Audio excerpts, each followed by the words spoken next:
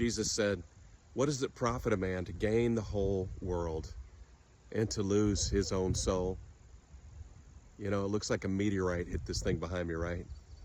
And at one time, and I've made a video about it before, a couple of them, you know, there used to be a above ground pool and a deck and a little swim up bar and all kinds of things for entertainment here.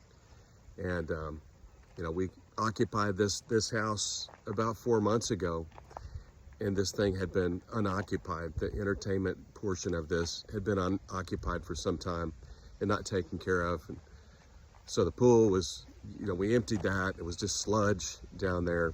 You know, the termites, I'm sure, were beginning to come after the wood. And it had spiders in it, big old huge wolf spiders, all kinds of cool things, right? But it was meant for entertainment.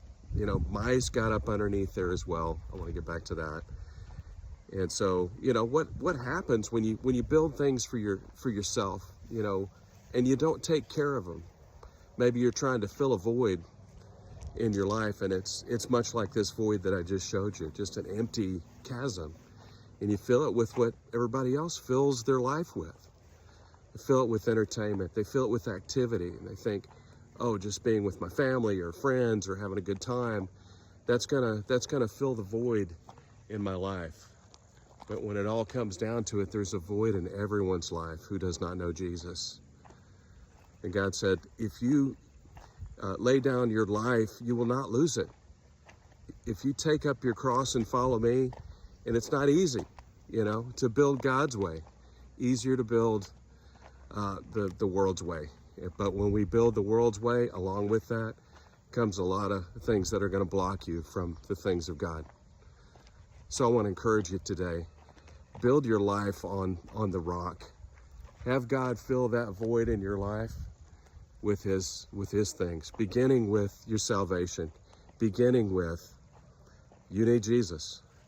Ask him into your heart, into your life today. And that's the beginning of things, the beginning of filling this void. To me, this is a beautiful thing because it needed to come up, you know, so that things could be built back that were meant to be there. What's going to go there in the natural, I have no idea. You know, that's up to my wife and myself and how it is that we envision this land. But how do you envision your land? How does God envision your land? How does he envision the landscape of your life? He loves you so much. And if you're a believer and you've begun to build the world's way, then it's time to tear those things down. Tear those things down, demolish those things that don't belong in your life. Those types of habits and philosophies and sin that so easily creeps into your life.